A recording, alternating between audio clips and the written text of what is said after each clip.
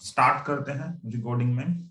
आप में से कुछ बच्चे जो हैं ओवर स्मार्ट बनते हैं, तो जो होमवर्क नहीं भेजते। ठीक है, इनमें से जो बच्चे यहाँ पे प्रेजेंट हैं, इनमें से बहुत सारे बच्चों का मेरे पास होमवर्क नहीं आया है। राहुल यादव, आकाश, अक्षित और अंजलि, अनुष्का का, अरियंत का भी नहीं आया शायद, अवंतिका का आ गया, दीपांशु तोमर ने नहीं भेजा है, देवेश नवानी का भी नहीं आया, दिनेश ने भी नहीं भेजा, गर्व ने नहीं भेजा, गीतिका ने नहीं भेजा, हर्ष का भी पूरा नहीं आया था होमवर्क। जो 6 डेरिवेशन थी है जो मैंने कहा था ग्रुप में करने के लिए।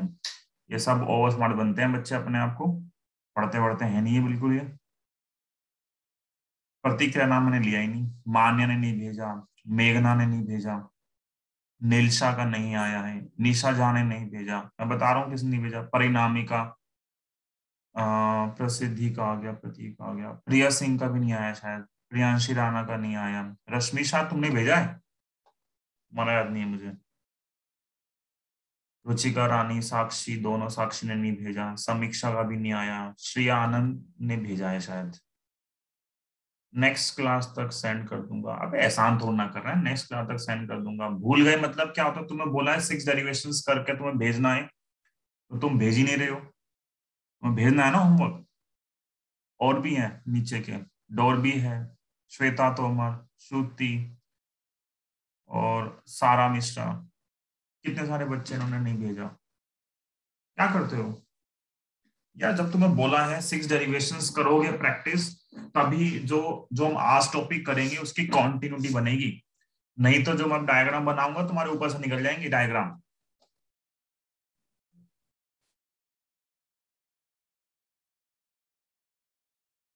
वो तो भेज दूंगा मैं 8th का भी।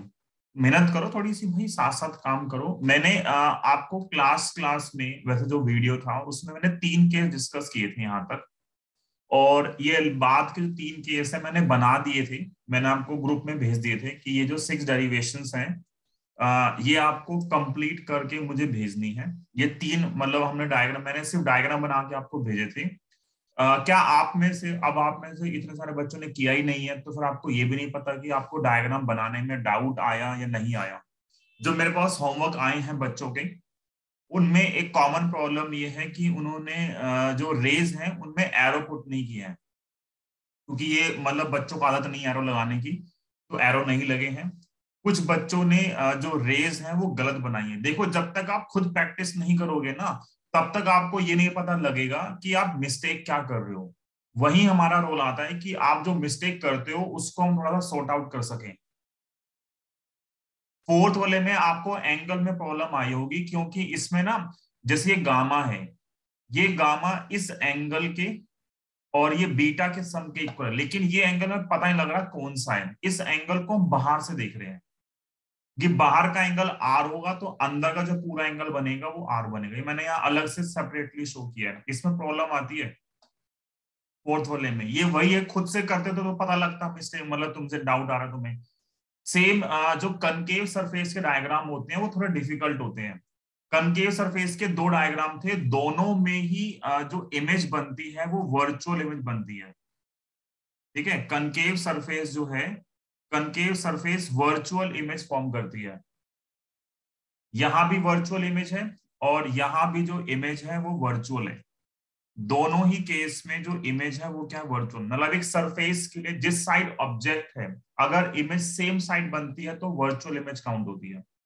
तो बहुत सारे बच्चों ने भेजा भी है मुझे, ठीक है, अच्छी बात है, उनको याद भी हो गया होगा। पर जिन्होंने नहीं भेजा है, ठीक है, थोड़ा सा अकल लगाया करो, थोड़ा सा मेहनत करो, ऐसे काम नहीं चलेगा। सिर्फ क्लास में आने से अगर सबको सब कुछ हो जाता तो फिर क्या ही फायदा था, मतलब नोटबुक भरने का। तो थोड़ी सी शर्म करो, ठीक है, और काम जो है वो टाइम पे भेजा करो। अगली बार लिस्ट भेजूंगा ग्रुप के अंदर ही, ये काम नहीं जो भेज रहे हैं, ये बेवकूफी जो है थोड़ी सी कम करा करो।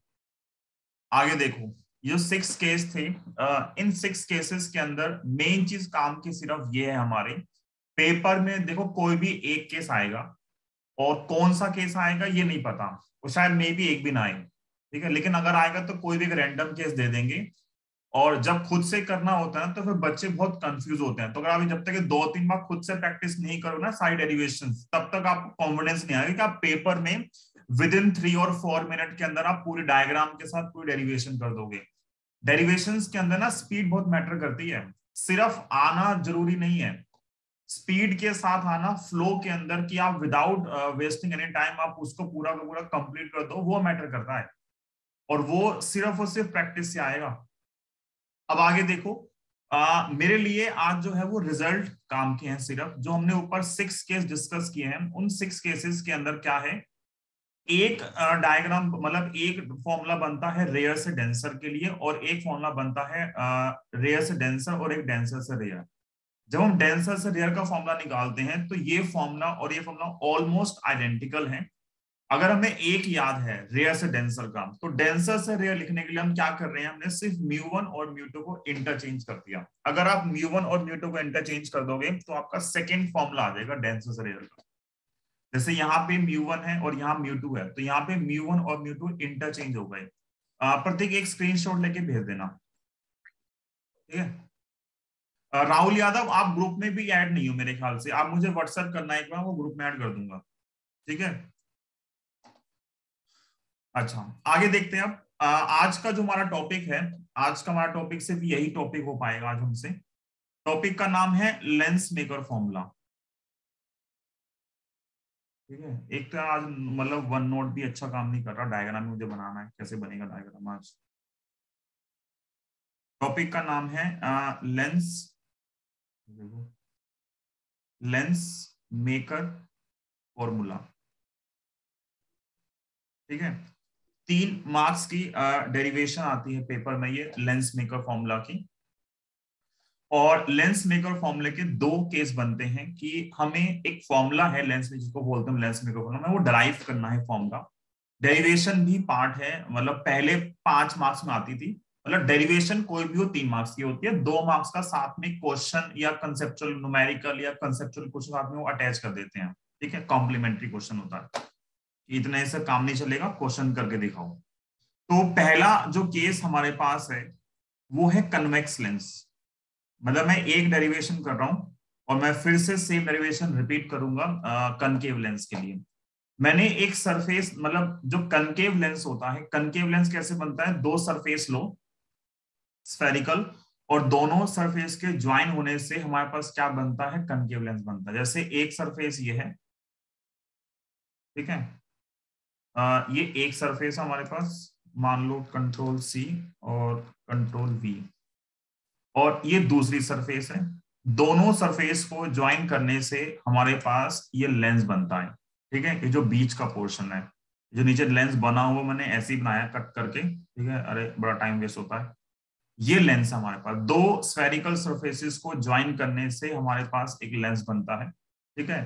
जैसे कन्वेक्स है ऐसे ही कनकेव भी हम बना सकते हैं, बाकी पोर्शन हम हटा देंगे।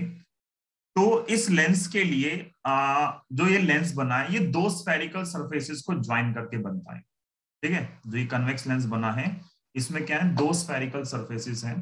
तो इसको हम लेंस के जो ऊपर के पॉइंट्स हैं, एक को नाम दिया एक्स, एक का नाम दिया एक्स और एक का नाम दिया वाई। 2 सरफेस हैं और हर सरफेस को जहां पे प्रिंसिपल एक्सिस कट करती है उसको पी बोलते हैं, पोल। तो एक पॉइंट ये है फर्स्ट सरफेस का पोल P1, सेकंड सरफेस का जो पोल आ गया वो क्या आ गया, P2। एक P1 है और एक P2 है। जब हम ये फॉर्मूला ड्राइव करते हैं तो हमारे पास कुछ अजम्पशंस आती हैं। तो वैसे तो बोलते नहीं है पेपर में लिखने के लिए, लेकिन लिख दोगे तो भी चल जाएगा काम, नहीं लिखोगे तो भी काम चल जाता है। मतलब ऐसा कंपल्सरी नहीं होता लिखना, बट हमें पता होना चाहिए हमें क्या क्या एज्यूम करके हम ये डेरिवेशन कर रहे हैं। तो एजम्पशन, जो पहली एजम्पशन है हमारे पास सोल्व करते हुए, ठीक है। एक तो मुझे पता है object taken is a point object, object taken is a point object. ये वही सेम किस्म जो ऊपर रखी थी सारी की सारी, वही सेम किस्म यहाँ पे रिपीट हो रही है, ठीक है। और एक यहाँ पे सेकंड एजम्पशन है, ये जो हमने लेंस एज्यूम किया है, लेंस इज थिन। लेंस जो है, लेंस क्या है, पतला सा लेंस है। हालांकि लग नहीं रहा है क्योंकि हमें अभी डायग्राम बनाना है, हमने मैग्नीफाई किया हुआ है। वैसे जो हम लेंसेज एज्यूम करते हैं वो क्या होते हैं, पतले से लेंस होते हैं। ठीक है। अब पतला लेंस करने से क्या होगा, पतला लेंस करने का मतलब ये हो गया कि जो डिस्टेंसेस होंगी, जो भी हम डिस्टेंस मेजर करेंगे ऑब्जेक्ट की, इमेज की, वो पोल की बजाय सेंटर से मेजर करेंगे, क्योंकि दो सरफेस है ना, इंडिविजुअल सरफेस के लिए पी से लेते हैं। अगर हम कंबाइन एक सिंगल लेंस मानेंगे तो उसके लिए हम जो डिस्टेंस है वो सेंटर से मेजर करते हैं। इसका जो पोल का सॉरी जो दो लेंसेज सरफेसेस हैं ये, इनका जो सेंटर आएगा वहां से डिस्टेंस मेजर करते हैं। तो वही लिखते हैं हम कि जो लेंस है, लेंस क्या है, थिन है, लेंस थिन होगा तो डिस्टेंसेस, इसका मतलब ये है कि जो डिस्टेंस हमारे पास आएंगी, distances are measured from centre of lens. जो ये जो थिकनेस है P1 P2 ये बहुत कम है, तो हम उसको अप्रोक्सीमेट लेके सेंटर से मान सकते हैं। एक हम वर्ड और यहाँ पे यूज करते हैं, वो वर्ड है जो रेज है, rays are paraxial, PARAXIAL। Paraxial का मतलब होता है कि जो जितनी भी रेज हैं वो प्रिंसिपल एक्सिस के आसपास है। क्यों? ऑब्जेक्ट छोटा सा है, अगर ऑब्जेक्ट छोटा सा है तो जितनी भी रे इस प्रिंसिपल एक्सिस से निकलेंगी वो रे प्रिंसिपल एक्सिस के आसपास ही है। अगर रे प्रिंसिपल एक्सिस के आसपास बनेंगी तो पता है जो एंगल बनेंगे अल्फा, बीटा, सेंटर, गामा, ये सारे एंगल स्मॉल होंगे। और ये हमने ऊपर जो डेरिवेशंस की थी 5 और 6, 3 मैंने कराई थी, 3 आपको करनी है, तो उन सब में हमने ये अप्रोक्सीमेशन लिया था कि एंगल स्मॉल तभी हो सकते हैं जितनी भी जो रेज हैं वो ऑब्जेक्ट मतलब क्या है, इस एक्सिस के आसपास हैं। और ये आसपास कब होंगी? जब ऑब्जेक्ट क्या होगा, पॉइंट ऑब्जेक्ट होगा। अब मान लो ऑब्जेक्ट का बहुत बड़ा साइज है तो उस केस में फिर ये एप्लीकेबल नहीं है फॉर्मूला, और तो हम बाद में हम एज्यूम कर लेते हैं, ठीक है। लेकिन यहाँ पे तो डेरिवेशन में क्या है, रेज सारी की सारी पैरेक्सियल है। पैरेक्सियल का मतलब हो गया all rays will be closer to the principal axis, ठीक है। रेस पैरेक्सियल है, लेंस थिन है, ऑब्जेक्ट जो है वो हमारे पास क्या है, पॉइंट ऑब्जेक्ट है। तो हमारे पास एक कुछ प्रॉपर एजम्पशंस है हमारे पास ये, जिसका यूज करके हम पूरा डेरिवेशन करेंगे। ये सब हमारे पास क्या है, this all are assumption. Derivation वैसे आसान सी है, डेरिवेशन बहुत टिपिकल नहीं है, जो ऊपर हमने किया हुआ है सिर्फ उसी का ही यूज करना में डेराइव करने के लिए, ये सब एजम्पशंस है।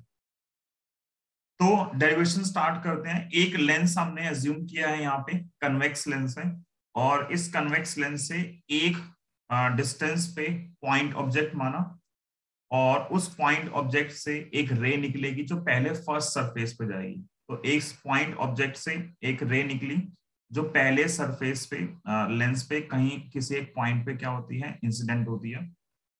फर्स्ट सरफेस का जब आप नॉर्मल ड्रॉ करोगे तो नॉर्मल क्या आएगा फर्स्ट सरफेस पे, फर्स्ट सरफेस पे जो नॉर्मल आएगा वो कुछ इस तरीके से आएगा। ये फर्स्ट सरफेस का नॉर्मल, मैं पूरा नहीं दिखा रहा हूं, मैं सिर्फ इतना सा दिखा रहा हूं। ये फर्स्ट सरफेस का नॉर्मल है, ठीक है। और जो रे है वो रे यहां से हुई है इंसिडेंट, ठीक है। इस तरीके से जो है वो रे जा रही है, जो रे इस तरीके से जा रही है, ठीक है। रे रे कैसे गई है हमारे पास, रे जा रही थी ऊपर, और वो नॉर्मल के साथ क्या होती है हमें पता है ना, जब रे रेयर से डेंसर जाती है तो क्या होता है, आज वन नोट अच्छा काम नहीं कर रहा है, स्लो है।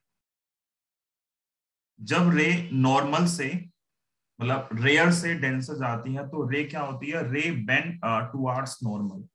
तो इस पॉइंट से रे क्या होगा, नॉर्मल की तरफ बेंड करेगी। जब रे नॉर्मल की तरफ बेंड करेगी तो इस पॉइंट से लेकर हम यहाँ पे कहीं एक इमेज बना सकते हैं इसकी, कि मैंने एक पॉइंट लिया और यहाँ पे इसकी इमेज बनाई, ठीक है। ये जो मतलब लेंस के बाहर का पोर्शन है, this all portion is dotted portion. ये जो हमारे पास है ये डॉटेड पोर्शन है, ठीक है। रे जो आ रही है ये एक ऑब्जेक्ट था O, और इस ऑब्जेक्ट O की इमेज यहाँ पे बनती है I डैश। ये सारा हम तब बात कर रहे हैं जब मैं सिर्फ फर्स्ट सरफेस को कंसिडर कर रहा हूं, अभी मैं सेकंड की बात ही नहीं कर रहा। अभी हम सेकंड सरफेस की बात ही नहीं कर रहे, अभी हम सिर्फ फर्स्ट सरफेस की बात कर रहे हैं। मतलब हम ऐसा एज्यूम कर रहे हैं कि एक सरफेस है X P1Y, और ये पूरा का पूरा जो हमारे पास है ये दूसरा मीडियम है, और दूसरे मीडियम के अंदर जो लाइट रे है वो I डैश पे इंसिडेंट होगी। तुम पूछोगे डॉटेड क्यों बनाया है? डॉटेड इसलिए बनाया है कि लाइट इस पॉइंट से आगे जा नहीं सकती है। वैसे लाइट जब इस सरफेस पे इस पॉइंट पे इंसिडेंट होगी तो यहाँ पे लाइट में क्या होगा, दोबारा से रिफ्रैक्शन होगा। इस पॉइंट पे, इस पॉइंट पे लाइट में दोबारा से रिफ्रैक्शन होगा, और जब दोबारा रिफ्रैक्शन होगा तो लाइट यहाँ पे फर्दर रिफ्रैक्ट होगी।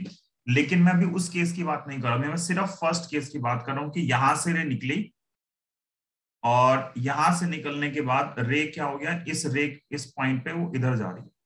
ठीक है, और अगर X P to Y surface नहीं होती तो ये रे जो है इस प्रिंसिपल एक्सिस पे आई डैश पे क्या करती, इंटरसेक्ट करती। ठीक, तो यहाँ पे एक हम टर्म लेट कर लेते हैं R1 R2 क्या है। एक R1 और R2 हमारे पास क्या है, radius of curvature, radius of curvature of to surfaces. जो दो सरफेसेस हैं उनकी रेडियस ऑफ कर्वेचर है R1 एंड R2। आप कोशिश करो साथ साथ नोट डाउन करते रहो क्योंकि हम वैसे भी स्लो ही चल रहे हैं। तो एक हमारे पास है लेंस, लेंस से पॉइंट ओ से ऑब्जेक्ट निकला, मतलब एक रे निकली, इंसिडेंट हुई, और अगर ये सिर्फ फर्स्ट सरफेस थी तो उसने इमेज कहाँ बनाई, आई डैश पे। और इधर जो लेंस के अंदर का मीडियम है वो डेंसर है। डेंसर का रिफ्रैक्टिव इंडेक्स क्या होता है, डेंसर का रिफ्रैक्टिव इंडेक्स वही सेम स्टैंडर्ड सिंबल हम लेके चल रहे हैं। डेंसर का जो रिफ्रैक्टिव इंडेक्स है वो क्या है, म्यू2। और जो बाहर है रेयर मीडियम, रेयर मीडियम का रिफ्रैक्टिव इंडेक्स कितना है, म्यू1। ठीक है, इतना तो हमारे पास जो है वो सब सेम का सेम चल रहा है। ठीक है, अब मेन जो डेरिवेशन का पार्ट है वो स्टार्ट करते हैं। मेन पार्ट क्या है, प्रत्येक एक और ले लो स्क्रीनशॉट, वो भेज देना। मेन पार्ट ये मैं लिख रहा हूं पहले, when only x p1 y is present और टेकन इनटू अकाउंट। ठीक है, जब सिर्फ x p1 y सिर्फ पहली सरफेस है, जब सिर्फ पहली सरफेस प्रेजेंट होगी तो क्या होगा, it takes O as object and forms its image कहां पे, एट आई डैश। इसने फर्स्ट सरफेस ने क्या किया, ऑब्जेक्ट ओ की इमेज कहां पे फॉर्म की, ऑब्जेक्ट ओ की इसने इमेज फॉर्म की कहां पे, आई डैश पे। ऑब्जेक्ट ओ की इसने इमेज कहां फॉर्म किया, ऑब्जेक्ट ओ की इमेज फॉर्म की है आई डैश पे। तो पहली सरफेस के लिए जो फर्स्ट सरफेस है, फर्स्ट सरफेस के लिए सारी डिस्टेंसेस P1 से मेजर होंगी। तो फर्स्ट सरफेस के लिए मैं अभी लिख सकता हूं कि ये जो P1 था ये मेरे पास जो है वो ऑब्जेक्ट डिस्टेंस है। ठीक है, और पहली ही सरफेस के लिए हमारे पास जो यहाँ P1 से लेके जो यहाँ पे इसकी आई डैश पे इमेज बन रही है। ठीक है, वैसे क्योंकि लेंसेज जो हैं वो स्मॉल हैं, अगर मतलब थिन लेंस है तो हम सारी डिस्टेंसेस जो है वो कहाँ से चूज करते हैं, सारी डिस्टेंस हम चूज कर सकते हैं सेंटर से। तो सिमेट्रिसिटी के लिए हम डिस्टेंस कहाँ से मान के चल रहे हैं, सारी डिस्टेंस सेंटर से मान के चल रहे हैं। ठीक है, ये वैसे P1 से होगा बट थिन लेंस है तो सेंटर से मान लिया। और ये जो है यहाँ सेंटर से लेके यहाँ तक का ये मेरे पास क्या हो गया, इमेज डिस्टेंस हो गई। इनके नाम हमें रखने हैं, ऑब्जेक्ट के लिए नाम हो गया U, ऑब्जेक्ट के लिए नाम क्या आ गया U, और ये जो नाम है अभी के लिए V डैश है। तो अगर ऑब्जेक्ट O की इमेज कहां बनती है, आई डैश पे, ऑब्जेक्ट O की इमेज अगर आई डैश पे बनेगी तो क्या आएगा, हम यहां लिख सकते हैं जो ऑब्जेक्ट डिस्टेंस है क्या होगी, इस सिचुएशन में जो ऑब्जेक्ट डिस्टेंस है वो है U, और जो इमेज डिस्टेंस है वो कितनी है, इमेज डिस्टेंस है V डैश। ऑब्जेक्ट डिस्टेंस है U, इमेज डिस्टेंस है V डैश।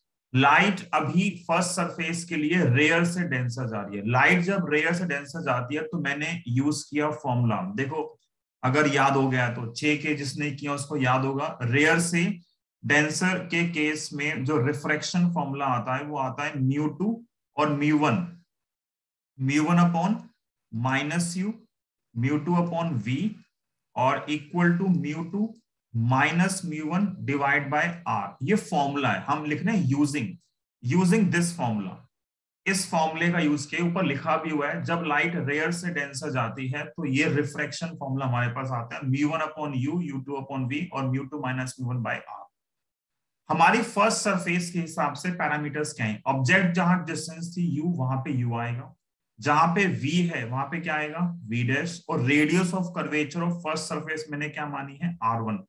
तो ये फॉर्मूला कैसे हो गया, इस फॉर्मूले में क्या चेंज किया मैंने, इस फॉर्मूले में चेंज किया, μ1 रखा सेम, u सेम आएगा, μ2 भी सेम है, जहां v था वहां पे क्या आ गया v डैश, और equal to μ2 minus μ1 divide by r1। ये मेरे पास आ गई फर्स्ट इक्वेशन, ये हमारे पास आ गई फर्स्ट इक्वेशन। अब मेरे पास होमवर्क आ रहा बच्चों का, पहले इनको याद नहीं रहा, ये अभी बैठ के कर रहे हैं क्या क्लास में, क्लियर है यहां तक। पहली सरफेस ने ऑब्जेक्ट ओ की इमेज बनाई आई डैश पे, और आई डैश पे इमेज बनी तो एक ऑब्जेक्ट डिस्टेंस यू, एक इमेज डिस्टेंस वी डैश, दोनों की वैल्यू पुट कर दी फॉर्मूले में और मेरे पास पहली इक्वेशन आ गई। ठीक है, क्लियर है यहां तक। ये हमारी ऑलमोस्ट मतलब ये एक कंसेप्ट हमारा खत्म हो गया, एक और कंसेप्ट हमारा फिर डेरिवेशन खत्म। जैसे फर्स्ट सरफेस है, अब बात करेंगे सेकंड सरफेस की। ये तब है फॉर्मूला जब हम सिर्फ फर्स्ट सरफेस की बात करें, जब only sign convention already added है तो इसलिए हम दोबारा यूज नहीं कर रहे। ठीक है, डेरिवेशन में हम इसको इग्नोर कर देते हैं, जब न्यूमेरिकल करेंगे तब कर लेंगे, यहां दोनों में सेम आएगा तो फाइनल में हमारे पास सेम ही रहेगा। ठीक है, क्योंकि साइन कन्वेंशन कुछ भी पुट कर लो, u प्लस कर लो, v माइनस कर लो, कुछ भी कर लो, फॉर्मूला सेम का सेम रहता है, ये है ना। आपने 6 केस में यही प्रूव किया है, कोई भी केस हो, इमेज रियल हो, वर्चुअल हो, सब कुछ करने के बाद फॉर्मूला यही आता घूम फिर के, तो हम डायरेक्ट फॉर्मूला यूज कर रहे हैं और बस वैल्यूज पुट कर रहे हैं जो सिंबल आ रहे हैं हमारे पास। अब हम बोल रहे हैं व्हेन, इसके बाद when x p2 y is also taken in,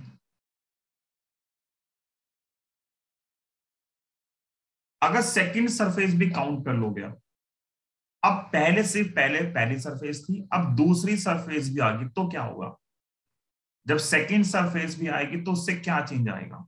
इसके लिए पहले एक रफ में चीज समझते हैं, फिर आप खुद समझ जाओगे मैं क्या कहना चाहता हूं। मान लो आपके पास एक ऑब्जेक्ट था O, ये एक लेंस है, पहला लेंस, फिर एक लेंस और है, फिर एक लेंस और है, 3 लेंस है। ठीक है, रफ डायग्राम बना रहे हैं। क्वेश्चन बोला है इस ऑब्जेक्ट ओ की तीनों लेंसेज से मिला के फाइनल इमेज कहां बनेगी वो बताओ, क्वेश्चन ये बोल रहा है। ठीक है ना, ये नोट्स नहीं करना, ये नोट नहीं करना आपको, बस समझ लो एक बार। इस ऑब्जेक्ट ओ की तीनों लेंसेज के रिस्पेक्ट में फाइनल इमेज कहां बनेगी वो आपको बताना है। ठीक, तो हम कंसेप्ट क्या यूज करते हैं, ये हम क्वेश्चन करेंगे 1-2 क्लास के बाद, हम यहाँ तक पहुंच जाएंगे। वैसे क्वेश्चन है, एनसीईआरटी में एग्जांपल है ये, पर अभी मतलब अप्रोच कैसे करेंगे।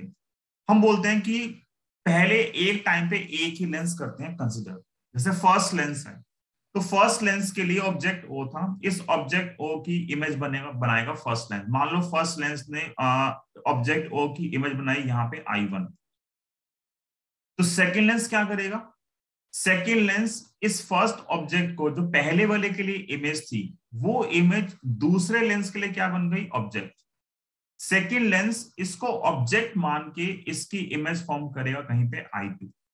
ठीक है, और थर्ड लेंस क्या करेगा, थर्ड लेंस जो सेकेंड लेंस के लिए इमेज थी, वो थर्ड लेंस के लिए क्या बन गई, ऑब्जेक्ट, और वो उसकी इमेज फॉर्म करेगा यहाँ पे कहीं पे I3। हालांकि यहाँ पे वैसे लॉजिकली गड़बड़ है, गड़बड़ ये है कि जो कनकेव लेंस होता है, कनकेव लेंस में इमेज सेम साइड बनती है। ये जो I2 है, वैसे I2 इस तरफ आएगा, क्योंकि मैंने अभी इतना सिखाया नहीं आपको कि इमेजेस लेंसेज के लिए कहां बनेगी, तो मैं अभी इसको एज्यूम कर रहा हूं कि आपको नहीं पता है, तो इसलिए मैंने अभी I2 यहां बना दिया। अभी जब हम डिस्कस करेंगे लेंसेज को, क्योंकि जब हम ये लेंस मेकर फॉर्मूला पढ़ लेंगे फिर हम लेंसेज की बात करेंगे कि लेंसेज के लिए इमेजेस कैसे फॉर्म होती है। अभी तो ये मान लो लेंसेज से पहले की बात कर रहे हैं सारी। तो जो यहाँ पे काम हो रहा है कि ऑब्जेक्ट ने, पहले लेंस ने ऑब्जेक्ट की इमेज बनाई, सेकेंड लेंस ने जो पहले वाले के लिए इमेज थी वो दूसरे के लिए क्या बन गया, ऑब्जेक्ट। जो सेकेंड की इमेज थी वो तीसरे के लिए क्या बन गया, ऑब्जेक्ट। यही काम जो लेंसेज के लिए हो रहा है, हम यही चीज डिस्कस कर रहे हैं ऊपर सरफेसेस के लिए। जब दो सरफेस एक के बाद दूसरी आती है, ठीक है, तो दूसरी सरफेस को इमेज फॉर्म करनी है, तो दूसरी सरफेस क्या करेगी, जो पहली सरफेस के लिए इमेज थी, सेम चीज यहां पे, पहले xp1y प्रेजेंट था, इस xp1y ने इस ऑब्जेक्ट ओ की इमेज फॉर्म की आई डैश पे। सेकंड सरफेस क्या करेगी, सेकंड सरफेस इस आई डैश को मानेगी ऑब्जेक्ट, और इस ऑब्जेक्ट की किसी पॉइंट पे फाइनल इमेज फॉर्म करेगी। ठीक है, जैसे अगर इस पॉइंट को देखोगे, इस सरफेस के सेकंड सरफेस को, लाइट डेंसर से रेयर जा रही है। जब लाइट डेंसर से रेयर जाती है तो हमें पता है it bend away from the normal. तो ग्रीन से जब अवे मूव करोगे तो इस पॉइंट से इस पॉइंट के बीच में कहीं भी एक लाइन बना दो रैंडमली, वो हमारे पास क्या होगी, उसकी फाइनल इमेज आएगी कि ये लाइट जो है फाइनली इस पॉइंट पे आके इंसिडेंट होती है, मतलब फाइनल आउटपुट जो है वो आई पे आ रहा है, और ये जो आई हमारे पास है, this I is the final image. पर इसको हम समझ कैसे रहे हैं, इसको हम समझ ऐसे रहे हैं कि सेकंड सरफेस ने क्या किया है, सेकंड सरफेस ने आई डैश को माना है ऑब्जेक्ट और उसकी इमेज फॉर्म किया है कहां पे, आई पे। तो फिर बच्चे बोलते हैं ऐसा कैसे हो सकता है, ऑब्जेक्ट तो ये था, ऑब्जेक्ट ये था, ये इंटरमीडिएट स्टेप है।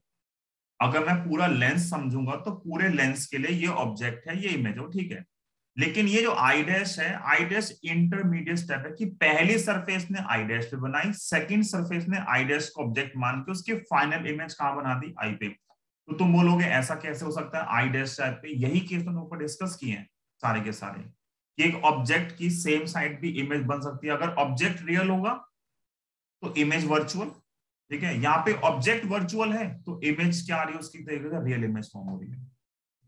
ठीक है, इसको हम कैसे लिखेंगे, इस चीज को हम क्या लिखेंगे, जब xp2y प्रेजेंट होगा टेकन इनटू अकाउंट, क्या करेगा, it takes I dash as object and forms its final image at I. ठीक है, बस यही कंसेप्ट है, खत्म कंसेप्ट। अब सिर्फ मैथमेटिक्स है। पहली सरफेस ने ऑब्जेक्ट ओ की इमेज बनाई आई डैश पे, सेकंड सरफेस ने आई डैश को माना ऑब्जेक्ट, इसकी इमेज बना दी आई पे। तो सेकंड सरफेस के लिए जो v डैश था वो ऑब्जेक्ट डिस्टेंस हो गई, और v हमारे पास क्या हो गया, इमेज डिस्टेंस सेकंड सरफेस के लिए। तो सेकंड सरफेस के लिए जो ऑब्जेक्ट डिस्टेंस है, यहां जो ऑब्जेक्ट डिस्टेंस है वो क्या है, v डैश, और जो इमेज डिस्टेंस है वो क्या आ गई, v। एक ऑब्जेक्ट डिस्टेंस है, एक क्या है, इमेज डिस्टेंस। जब ये दोनों आ गई तो फिर से फॉर्मूला यूज किया, बट अब हम फॉर्मूला यूज कर रहे हैं डेंसर से रेयर वाला। डेंसर से रेयर के फॉर्मूले में क्या होता है, सिर्फ μ1 और μ2 इंटरचेंज हो गए, तो μ1 μ2 को पलट दिया, क्या आएगा, ये फॉर्मूले याद होने चाहिए सारे, μ2 upon minus U, μ1 upon v, और μ1 माइनस μ2 अपॉन r।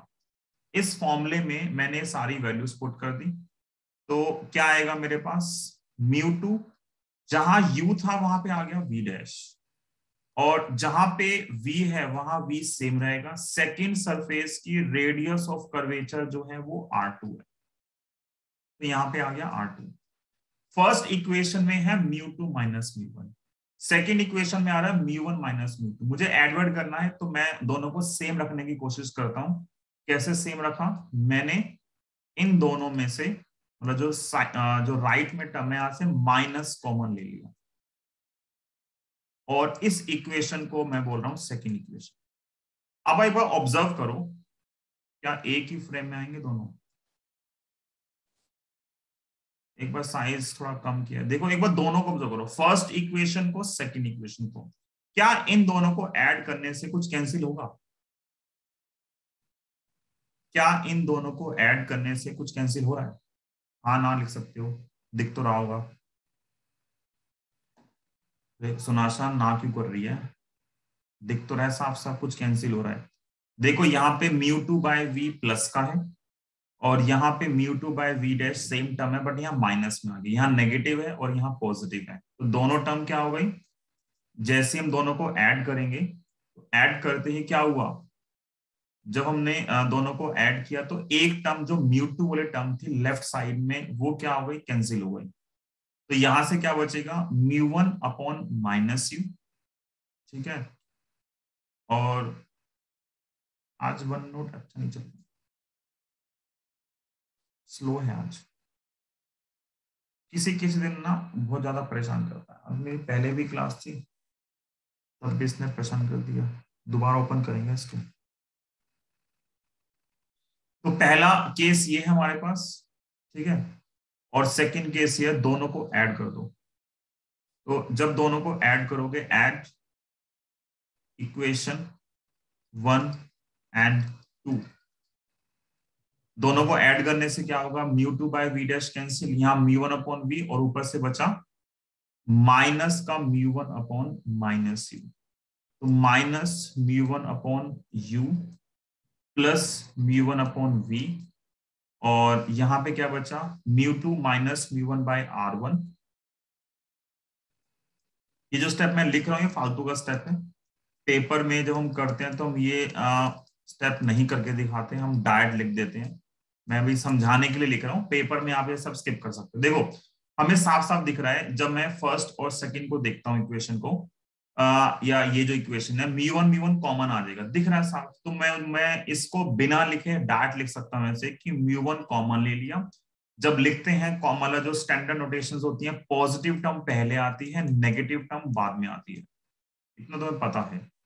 और यहां भी राइट साइड में भी दोनों में से μ2 माइनस μ1 कॉमन आ गया, और पहले r1 पॉजिटिव है और जो r2 है वो क्या है, नेगेटिव है। ठीक है, μ1 को ले गए राइट साइड में, तो 1/v minus 1/u equal to क्या आएगा, μ2 माइनस μ1/μ1। ये भी एक्स्ट्रा स्टेप कर रहा हूं मैं अभी के लिए, मैं वैसे इस चीज को भी डायरेक्ट कर सकता हूं। कैसे, सीधा मैं तुम्हें बता रहा हूं कि तुम पेपर में कौन कौन से स्टेप स्किप कर सकते हो। ये स्टेप स्किप कर सकते हो तो ये आ जाएगा। सेकंड जो थर्ड स्टेप है ये स्किप कर दोगे तो आपके पास सीधा ये स्टेप लिख सकते हो, μ2/μ1। इवन ये भी एक्स्ट्रा स्टेप है वैसे तो, अगर पेपर में आप डायरेक्ट कर सकते हो तो आप इस स्टेप को भी अवॉइड कर सकते हो। जब जो मार्किंग होती है ना, मार्किंग स्टेप वाइज का मतलब ये नहीं होता कि हर स्टेप काउंट होता है, कुछ स्टैंडर्ड स्टेप्स होते हैं वो काउंट होते हैं। जैसे अब यहाँ पे देखोगे इस पूरी डेरिवेशन में डायग्राम के मार्क्स हैं, फिर सीधा मार्क्स ये लिखने के हैं, एक ये इक्वेशन लिखने के और एक ये इक्वेशन लिखने के, बीच के स्टेप काउंट ही नहीं होते। बीच के जो स्टेप हैं वो काउंट ही नहीं होते। हम जब समझाते हैं तो हमें सब समझाना पड़ता है, तो इसका मतलब ये ना कि पेपर में आपको वो लिखना है। सीबीएसई का मतलब आपको क्वेश्चन का आंसर देना, आपको बुक थोड़ा लिखनी है बैठ के। ये तो समझाने के लिए स्टेप्स होते हैं, आप पेपर में स्किप कर सकते हो। ठीक है, अगर कर पाते हैं, बच्चों को ना याद नहीं रहता, प्रॉब्लम सारी यहाँ आती है कि वो फ्लो में लिखने के चक्कर में दिमाग चलता नहीं है। जब बोलते हैं मेहनत करो तब वो मेहनत नहीं करते, और जब मेहनत नहीं करते उनको ये नहीं पता हो कि दिमाग में नेक्स्ट स्टेप हम क्या लिखें, तो उनको हर चीज लिख के देखनी पड़ती है। आप ये स्टेप हटा देते थे, सीधा ये स्टेप बनता। अब इस स्टेप के बाद जो ये वाला स्टेप है, सेकंड स्टेप के बाद सीधा फिफ्थ स्टेप लिख सकते हो क्या, कि जो μ2/μ1 है, मुझे पता है μ2/μ1 हम अभी काफी टाइम से यूज कर रहे हैं इस चीज को, इसको मैं डायरेक्ट म्यू लिख सकता हूं। तो ये जो मैंने 5-6 स्टेप लिखे हैं, काम के सिर्फ 2 ही हैं।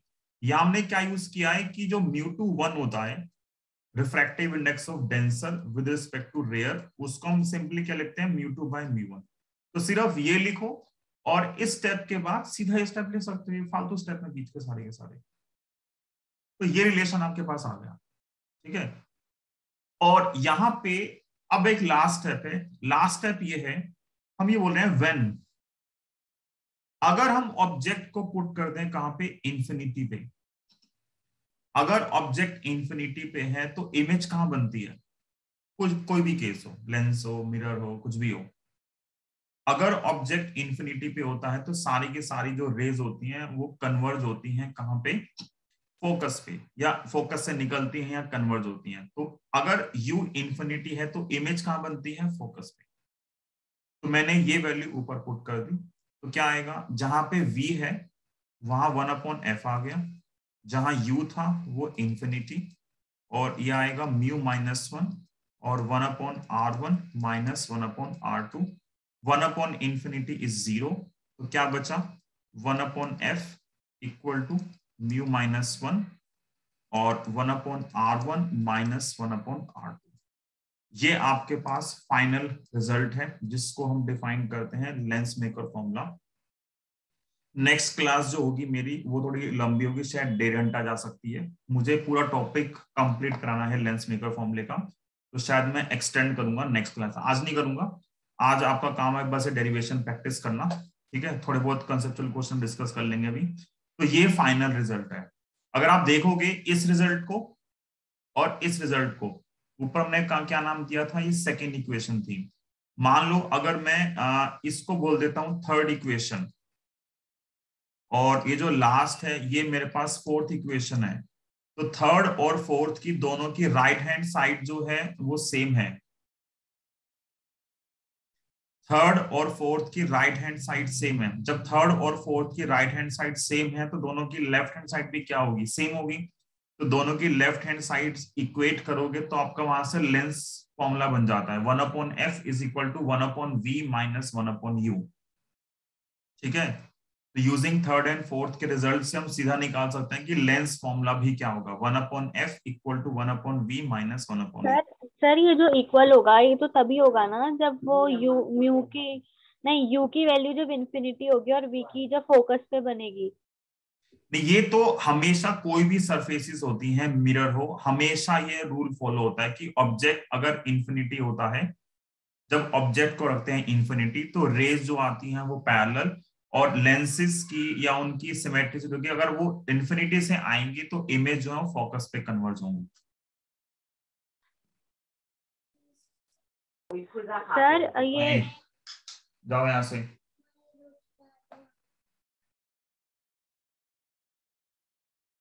सर हमेशा इमेज फोकस पे थोड़ी ना बनती है।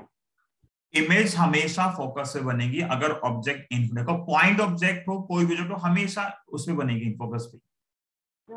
सर जैसे अगर हम लेंस में कुछ देख रहे हैं तो हमारी इमेज फोकस पे बनती है। क्या कह रहे हो, अगर हम लेंस ऐसे हमारे हाथ में है हम उसे देख रहे हैं। बेटा देखो ये साइज क्या है, इन्फिनिटी। इन्फिनिटी। जो आप लेंस को देखोगे तो आप इनफाइनाइट डिस्टेंस पे हो, नहीं नहीं ना। और वैसे भी ऑप्टिक्स में इनफाइनाइट का मतलब वैसे होता है कि अगर ऑब्जेक्ट बहुत दूर है लेंस से तो उसको बोल देते हैं इन्फिनिटी। फिजिकल सिग्निफिकेंस ये होता है कि जो फोकल लेंथ होती है ना, अगर आप उससे 10 गुना भी लोगे तो उसको हम इन्फिनिटी ही काउंट करते हैं, 10 गुना 20 गुना वो सब इन्फिनिटी हो जाता है। मतलब ये लॉ तभी एप्लीकेबल है जब इमेज इन्फिनिटी पे हो। ये फॉर्मूला नहीं नहीं नहीं नहीं, ये फॉर्मूला हमेशा एप्लीकेबल होगा, ठीक है। हमने बस कंडीशन निकाली है 1/v माइनस 1/u जो होता है वो हमेशा f के इक्वल ही आता है 1/f के। उस कंडीशन को हमने यहां से यूज किया बस, ठीक है। रूल हमेशा एप्लीकेबल होगा। हमने सिर्फ इस एक पॉइंट की कंडीशन का यूज किया कि जब भी हम ऑब्जेक्ट को प्लेस करेंगे इन्फिनिटी पे तो उसकी जो इमेज है वो हमेशा फोकस पे बनती है। तो इस कंडीशन का यूज करके मैंने 1/v माइनस 1/u को f से इक्वेट किया और हम यहां से निकाल, ये हमेशा फॉलो होता है रूल, ठीक है। ठीक है ना, ओके। ये क्या डाउट है कि इसे यूज न्यूमेरिकल में, शुक्ला साहब अभी तो करो ना, मैं बोल रहा हूँ अगला 1.5 घंटा जो हमारा होगा नेक्स्ट क्लास का उसमें हमें सिर्फ न्यूमेरिकल ही करना है, बढ़िया न्यूमेरिकल इस टॉपिक के ऊपर सिर्फ ये फॉर्मूला यूज करेंगे।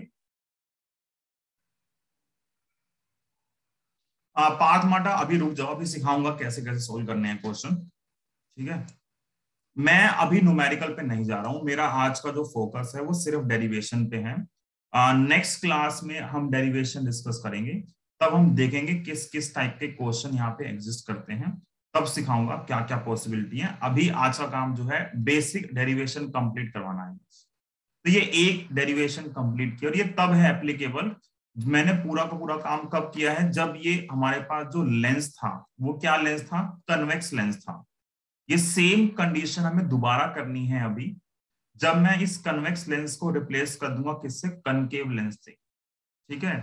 पर ये मैं करवा नहीं रहा हूं, मैं बस इसी को कॉपी पेस्ट मार रहा हूं क्योंकि वो सेम ही है।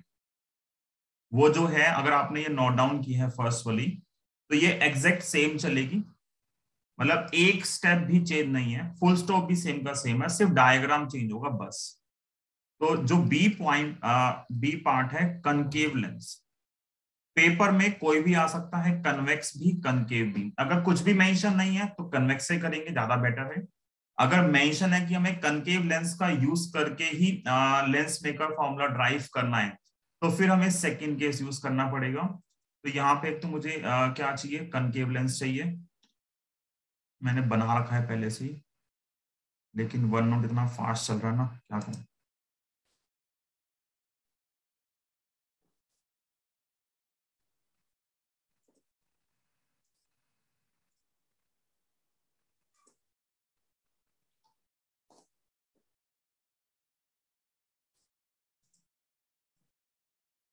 तो सेकंड केस जो है वो फिर से सेम है, मतलब हर स्टेप जो है वो फिर से सेम है।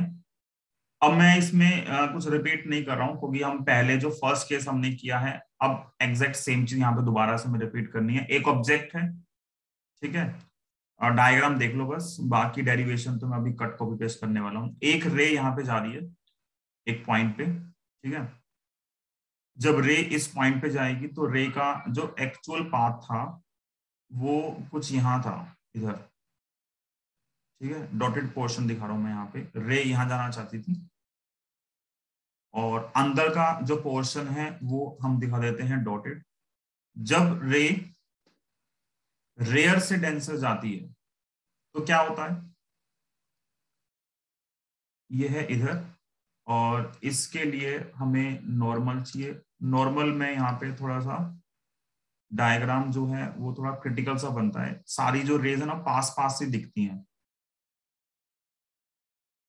इसको भी हम स्मॉल चूज कर लेते हैं। ये फर्स्ट केस है, जब रे रेयर से डेंसर जाती है तो क्या होता है, डेंसर से रेयर में वो टुवार्ड्स नॉर्मल बेंड होती है। जब वो टुवार्ड्स नॉर्मल बेंड होगी तो इस पॉइंट से जो रे है वो कुछ यहां चलेगा इधर, ठीक है। जब रे उधर कहीं जाएगी इस पॉइंट पे कहीं पे, तो उसको मैं जब क्या करूंगा, पीछे की तरफ एक्सटेंड करूंगा, तो रे हमारे पास यहाँ पे आ रही है। ये डायग्राम थोड़ा टिपिकल होता है बनाना, ठीक है। मैं देख रहा हूँ कि डिस्टेंस क्या चूज की जाए कि सही डायग्राम बने। ये हमारे पास सेकंड केस आ गया, और डॉटेड बनाना है, तो जो ये रे है ये डॉटेड रे पीछे की तरफ, क्योंकि कनकेव जो सरफेस है वो वर्चुअल इमेज फॉर्म करती है। देखो रे यहाँ गई है इधर, ऐसे इधर आई और ऊपर चली गई। अब आप जब सेकंड सरफेस पे नॉर्मल ड्रॉ करोगे तो क्या आएगा नॉर्मल, देखो यहाँ पे इस पॉइंट पे जो नॉर्मल है वो कुछ ऐसे आएगा यहाँ पे, और रे जो है वो यहाँ जाना चाहती थी इधर, पर जब रे डेंसर से रेयर जाती है तो क्या होता है, डेंसर से रेयर के केस में रे क्या होती है, अवे फ्रॉम नॉर्मल मूव करती है, तो और ऊपर जाएगी कहीं, ठीक है। इस मतलब इस डॉटेड लाइन और ग्रीन से अवे मूव करेगी। जब अवे मूव करेगी, मान लो रे यहाँ चली गई, ठीक है, तो उसका जो रिफ्रैक्टेड केस बनेगा वो कुछ हमारे पास यहाँ पे आ रहा है। रे जो है वो यहाँ चली गई, उसको जब मैंने पीछे एक्सटेंड किया अपोजिट डायरेक्शन में, तो ये जो डॉटेड पोर्शन बना हमारे पास, ठीक है, ये हमारे पास रे आ रही है। किस केस के अंदर, ये हमारे पास रे आ रही है कि जब यहां पे आई है, आई डैश, और ये क्या बना, फाइनल इमेज आई, और ये ऑब्जेक्ट। तो रे का दो बार रिफ्रैक्शन हुआ है। ये बीच की रे आपको दिख रही है, जो बीच में रे है वो ऐसे है ऊपर की तरफ, ठीक है। दो बार रिफ्रैक्शन हो रहा है, और एक नॉर्मल ये है, एक नॉर्मल ये है। डायग्राम क्लियर है,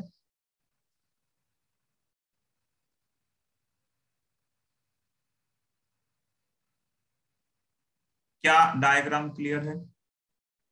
ओके, तो अगर डायग्राम क्लियर है तो इसके अंदर अगर हम सारी डिस्टेंसेस बनाएंगे, तो ये जो डिस्टेंस है यहां से लेके यहां तक सेंटर से, वो u हो गया, ठीक है।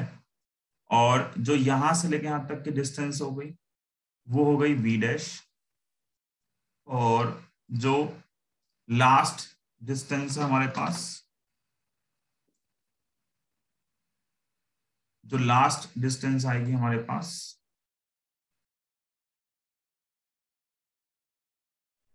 इस I से लेके इस सेंटर तक, ये हमारे पास क्या हो गई v। तो ये u, ये v, और ये क्या आ गया v डैश, ठीक है। जब डायग्राम बनाया हमने, ये पॉइंट ऑब्जेक्ट o था, ये इमेज i डैश, और ये इमेज फाइनल इमेज i, ठीक। डेरिवेशन जो है, ठीक है, डेरिवेशन सेम है। डेरिवेशन में एक स्टेप का भी चेंज नहीं है, डेरिवेशन में एक स्टेप भी चेंज नहीं है, एग्जैक्ट सेम, क्योंकि सारे सिंबल सेम है। हमें कोई साइन कन्वेंशन यूज करनी नहीं है ना। जब हमें साइन कन्वेंशन यूज नहीं करनी है तो घूम फिर के हमारे पास, एक मिनट रुक जाओ, एक मिनट रुक जाओ। अगर आपने फर्स्ट नोट डाउन किया ना, तो आपको फिर से रिपीट करना है सेम, या आप सिर्फ डायग्राम बना लो और लिख देना कि जो डेरिवेशन है वो क्या आएगी, सेम आएगी, ठीक है। सारे स्टेप जो हैं वो सेम है, एक भी स्टेप जो है चेंज नहीं है। चेंज इसलिए नहीं है क्योंकि सब कुछ सेम नहीं है। हमने अगर चेंज तब आता जब मैं u, v और v डैश के साइन अलग अलग पुट करता, क्योंकि जो हमने फॉर्मूला यूज किया है उस फॉर्मूले में कहीं भी रख लो साइन सेम ही आना है, तो इसलिए इसमें कोई चेंज नहीं आया, ठीक है। क्लियर है। मेन डायग्राम ड्रॉ कर लो और फिर स्पेस छोड़ देना। अब मैं आपको कुछ क्वेश्चन दिखाता हूँ 10 मिनट कि वही ना, अंदर से ना बच्चों को बेचैनी होता है कि यूज कैसे करेंगे फॉर्मूला। ये जो फॉर्मूला है, इस फॉर्मूले का यूज कैसे करेंगे। एक बार ये बता दो, टॉपिक क्लियर है नहीं, ये बता दो बस, टॉपिक क्लियर है या नहीं। ओके, कोई डाउट है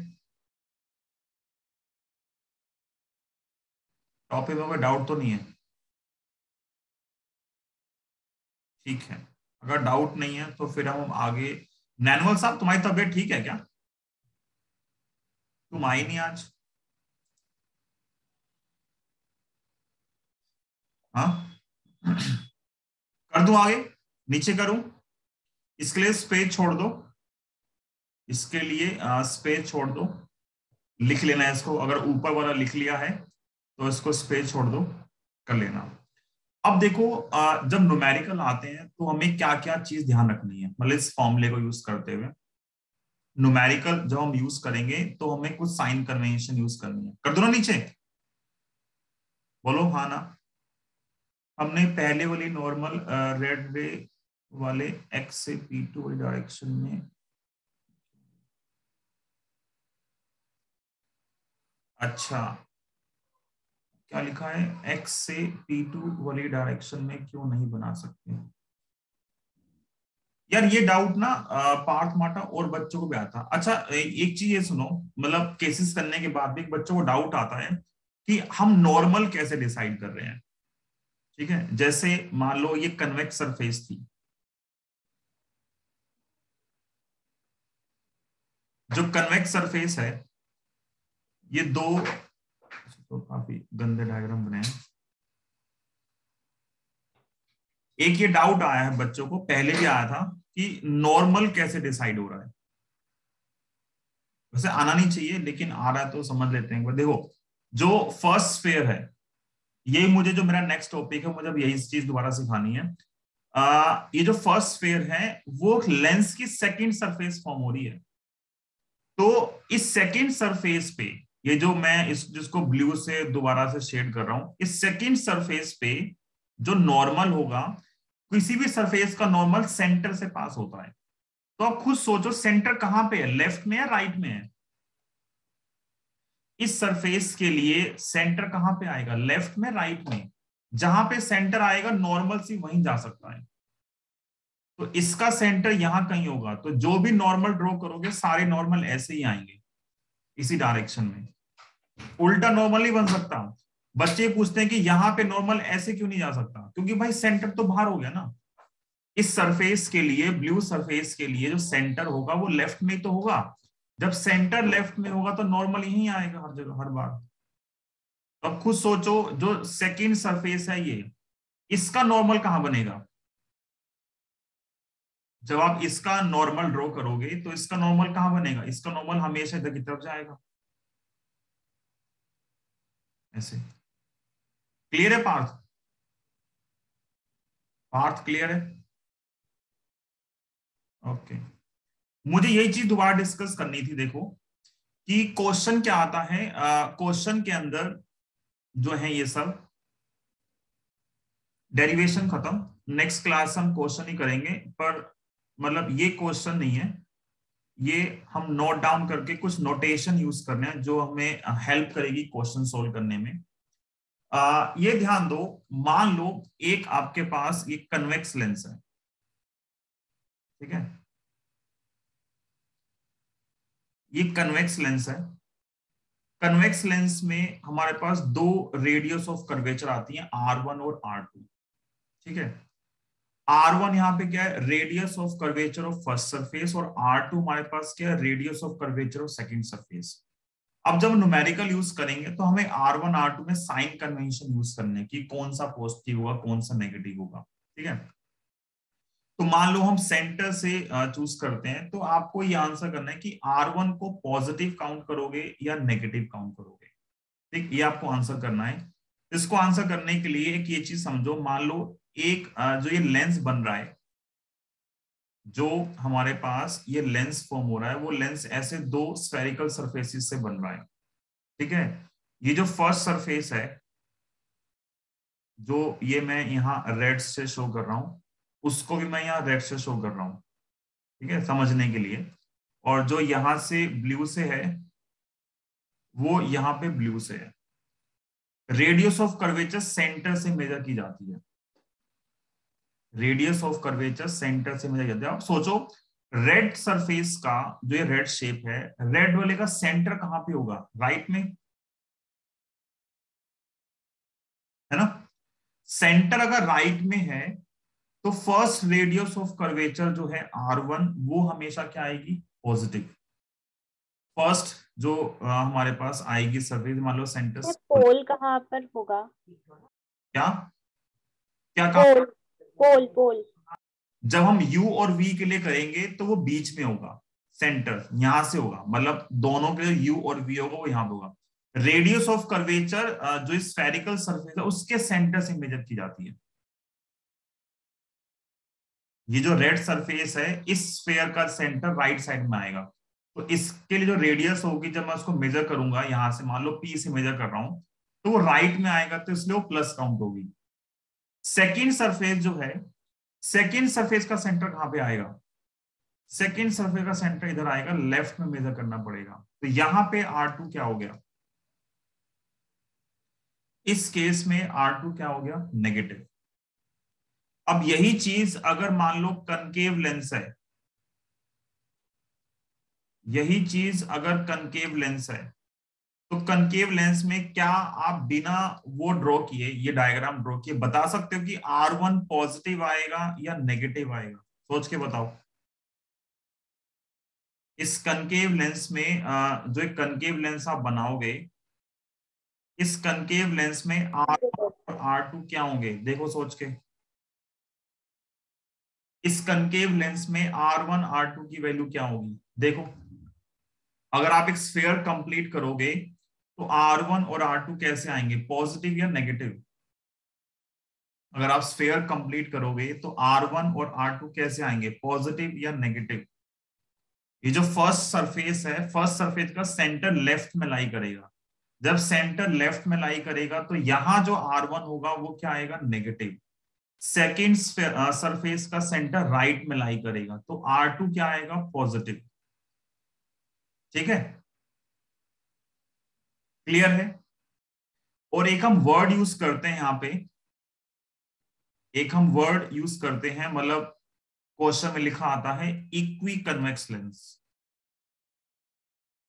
equiconvex lens, equiconvex का मतलब होता है both surfaces are convex and equal, दोनों सिमेट्रिक सरफेस हैं।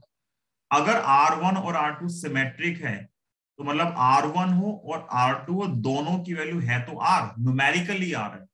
लेकिन जब हम वैल्यूज पुट करेंगे तो अब यहां से R1 क्या आएगा प्लस R, R2 क्या आएगा माइनस R। और ऐसी इक्वी कनकेव लेंस होगा तो यहां भी क्या होगा, और इक्वल सरफेस, अगर यहां भी आपने सरफेस इक्वल कर दी तो R1 की वैल्यू क्या होगी माइनस R और R2 की वैल्यू क्या होगी प्लस R, R2 की वैल्यू क्या होगी प्लस R। अगर प्लेन सरफेस है, अगर प्लेन सरफेस है, प्लेन सरफेस के लिए रेडियस होती है इंफिनिटी, प्लेन सरफेस की रेडियस जो है वो होती है इंफिनिटी, प्लेन सरफेस के लिए रेडियस होती है इंफिनिटी। अब कुछ केस आंसर करो, जैसे मान लो आपको एक सरफेस ये दी और एक सरफेस ये दी, इसको बोलते हैं प्लेनो कन्वेक्स लेंस। एक सरफेस ये है, एक सरफेस ये है, ऊपर ड्रॉ कर दें क्योंकि ये तो टाइम वेस्ट होगा यहाँ पे ना, स्पेस जाएगा। एक सरफेस ये है और एक सरफेस ये है, और दोनों में आपको डिसाइड करना है कि रेडियस ऑफ कर्वेचर क्या होगी। इसके लिए आर क्या आएगा, इसके लिए आर क्या होगा, प्लेनो कन्वेक्स लेंस है तो फर्स्ट सरफेस, प्लेन सरफेस की रेडियस जो है वो इनफाइनाइट होती है, तो आर कितना हो गया इनफाइनाइट। सेकंड सरफेस के लिए आर क्या होगा, पॉजिटिव या नेगेटिव, सोच के बताना। अब सोच के बताओ सेकंड सरफेस के लिए आर की वैल्यू क्या होगी, सेकंड सरफेस के लिए आर की वैल्यू क्या आएगी, नेगेटिव आएगी। यहां भी जो आर है वो क्या आएगा पॉजिटिव, मतलब सॉरी इंफिनिटी, और यहां के लिए जो आर आएगा वो क्या आएगा, यहां के लिए आर की वैल्यू आएगी पॉजिटिव, एक इंफिनिटी एक नेगेटिव, यहां इंफिनिटी यहां पॉजिटिव। इन सब चीजों का यूज करके हम एक क्वेश्चन कर सकते हैं। अब मैं आपको एक पहला क्वेश्चन करा सकता हूं आज, आज के लिए लास्ट क्वेश्चन हमारा ये, ठीक है, फिर क्लास खत्म। क्वेश्चन क्या बोल रहा है, ठीक है, अ convex lens, convex lens is cut into two equal half along its transverse axis। ये क्वेश्चन 2-3 बार पेपर में आया हुआ है। जो लास्ट 2019 का पेपर था हमारा उसमें ये एज एन ऑब्जेक्टिव क्वेश्चन आया था, और उससे पहले सब्जेक्टिव क्वेश्चन आया हुआ 2-2 मार्क्स में, ऑब्जेक्टिव में 1 मार्क्स में आया था ये।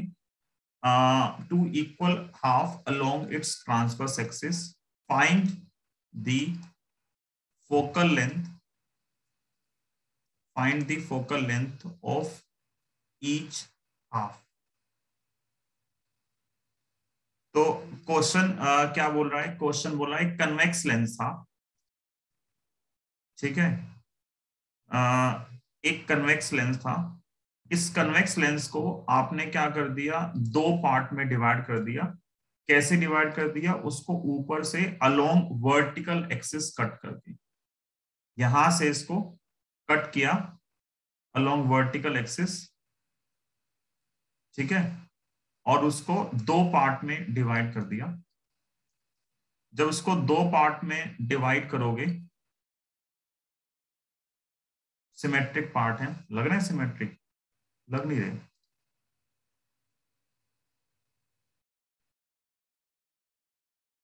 अब मान लेते हैं, ऐसे कट कर दिया तो दोनों इक्वल पार्ट कैसे बचेंगे, एक पार्ट बचा ये और एक पार्ट बचा ये, 2 पार्ट बचे, बोला दोनों की फोकल लेंथ बतानी है क्या होगी। मैंने मान लिया कि यहाँ जो फोकल लेंथ है वो एफ थी और यहाँ जो फोकल लेंथ है एफ डैश और एफ डैश, कोई भी एक यूज कर लोगे, ये यूज कर लो, ये यूज कर लो, आंसर सेम ही आएगा। मतलब कन्वेक्स प्लेन हो या प्लेनो कन्वेक्स, कोई भी यूज कर लो, सेम आंसर आएगा। तो इस कन्वेक्स लेंस के लिए देखो, इस लेंस के लिए बता सकते हो R1 की वैल्यू क्या आएगी, प्लस आर। अगर मैं बोल देता हूं कि this is equi convex lens, मैं अगर बोल देता हूं कि ये मेरे पास एक इक्वी कन्वेक्स लेंस था, तो R1 क्या आएगा, प्लस आर या माइनस आर? R1 की वैल्यू क्या आएगी, R1 की वैल्यू आएगी प्लस आर, और R2 की वैल्यू क्या आएगी, माइनस आर। अगर मैं इसको चूज करता हूं, यहाँ पे ये क्या लिखा है, माइनस आर, ठीक है। यहां पे R1 क्या आएगा, प्लस आर माइनस आर, इस लेंस के लिए सेंटर राइट साइड में होगा, सेंटर राइट साइड में होगा तो प्लस आर, और R2 क्या होगा, इंफिनिटी। अगर मैं इसको यूज करूंगा तो R1 इंफिनिटी और R2 क्या आएगा, माइनस आर। कोई भी ले सकते हो, दोनों से सेम आंसर आएगा। यहां पे मैंने यूज कर लिया lens maker formula. Using lens maker formula 1/f equal to mu minus 1 और ब्रैकेट में 1/R1 माइनस 1/R2। इस फॉर्मूले में ये वैल्यूज पुट कर दी, क्योंकि मीडियम जब तक सेम है, मीडियम सेम है मतलब मटेरियल सेम है, तो रिफ्रैक्टिव इंडेक्स सेम है, तो 1/f को रखा सेम और म्यू माइनस 1 भी रखा सेम। 1/R1 में आ गया 1/R माइनस, और ये आएगा माइनस 1/R। माइनस माइनस क्या हो गया, माइनस माइनस क्या होगा, प्लस 1/R प्लस 1/R क्या हो गया, 2/R। ये एक इक्वेशन आ गई हमारे पास। और जब यहां पे यूज करोगे, मैंने लेट किया इसकी फोकल लेंथ एफ डैश है ईच लेंस की, तो ये आएगा 1/f dash equal to mu minus 1। Refractive index same होगा, रिफ्रैक्टिव इंडेक्स क्यों सेम होगा, मीडियम सेम, हमारा मटेरियल सेम है।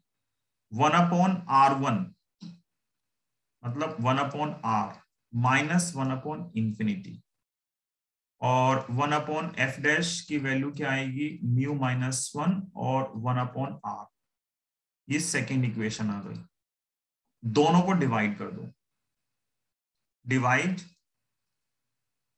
इक्वेशन 1/2, क्या बचेगा, 1/f upon 1/f dash equal to बचा 2, क्योंकि म्यू माइनस 1 और आर कैंसिल हो गए। यहां से f डैश अपॉन f बचा 2, और f डैश क्या आएगा, f डैश आ गया 2f। तो फोकल लेंथ डबल हो गई, मतलब ईच हाफ की जो फोकल लेंथ है वो क्या हो गई, डबल हो गई। तो बीच में ट्रांसवर्स एक्सिस के अलोंग कट करने से फोकल लेंथ क्या होती है, डबल हो जाती है। क्वेश्चन ये भी आता है, हम अभी आगे पढ़ेंगे, फॉर्मूला हमने पढ़ा नहीं अभी। पावर 1/f होती है वैसे, power of a lens is one by focal length, अभी पढ़ेंगे आगे, एक क्लास आएगी पूरी इसके ऊपर। तो ये क्वेश्चन भी आया हुआ है कि अगर लेंस को आधा कर देते हैं तो पावर पे क्या इफेक्ट होता है। तो अगर फोकल लेंथ डबल हो गई तो पावर क्या हो जाएगी, वैसे इसी क्वेश्चन में अगर पूछ दें कि पावर पे क्या इफेक्ट होगा, फोकल लेंथ डबल करने का मतलब है पावर हाफ हो गई, ठीक है। और एक आपको चीज पता है, हम यूज करते हैं एज अ फैक्ट कि focal length of convex lens is always positive. वो इस फॉर्मूले से भी दिख रहा है, इस फॉर्मूले से भी दिख रहा है कि R positive mu minus 1 positive, तो एफ जो आएगा हमेशा पॉजिटिव आएगा, ठीक है। होमवर्क में आप ट्राई कर सकते हो DIY के अंदर कि ट्राई सुनाशा हॉरिजॉन्टल कट करने से चेंज नहीं आता, वो भी क्वेश्चन है पेपर के अंदर। ये दोनों क्वेश्चन पेपर में आते हैं कि वर्टिकल कट करने से फोकल लेंथ पे क्या चेंज आता है और हॉरिजॉन्टल कट करने से क्या चेंज। अगर आप असाइनमेंट देखोगे उसमें है क्वेश्चन, ये डायग्राम बना हुआ है कि उसको ऐसे कट कर दिया लेंस को, और जो दो लेंस बने उनको अलग अलग तरीके से ऐड कर दिया, मतलब एक बार दो लेंस को ऐसे रख दिया, एक बार दो लेंस को ऐसे रख दिया, ठीक है, उल्टा रख दिया। तो आपको बताना है इन सब केसेस में फोकल नेट फोकल लेंथ क्या होगी। तो ये हम करेंगे तब जब हम कॉम्बिनेशन ऑफ लेंस करेंगे, मतलब वैसे कट करने से फोकल लेंथ सेम रहती है, तो उसमें फिर कॉम्बिनेशन यूज करना पड़ता है हमें। एक और क्वेश्चन आता है, 10th क्लास में भी आता था, कि लेंस को आधा नीचे के पार्ट को पूरा वो कर दो, ब्लैक कर दो, तो इमेज पे क्या इफेक्ट होगा। याद है क्वेश्चन ऐसे ही है। डीवाई ये है, attempt above question, attempt above question for concave lens. जो ऊपर का क्वेश्चन है, जहां मैंने ये आपको कन्वेक्स लेंस से कराया, अगर यहीं पे कनकेव लेंस बोल दें कि कनकेव लेंस था, बीच में से कट कर दिया, और बताओ क्या इफेक्ट आएगा, तो भी आप सोल्व कर सकते। बस वहां पे क्या होगा, सेकंड केस में ये R1 और R2 की वैल्यू इंटरचेंज होगी, सोल्व करोगे आंसर सेम आना चाहिए, ट्राई कर लेना। ठीक है, आधे से लंबी क्लास हो गई, बाय बाय। आज के लिए बहुत है इतना, नेक्स्ट क्लास में मिलते हैं। ठीक है, बाय बाय। जिनकी और क्लासेस हो तो निकल लिए बेचारे, लेक्चर देखेंगे अब। ये लो भाई, कोई डाउट हो मैसेज कर देना। ठीक है,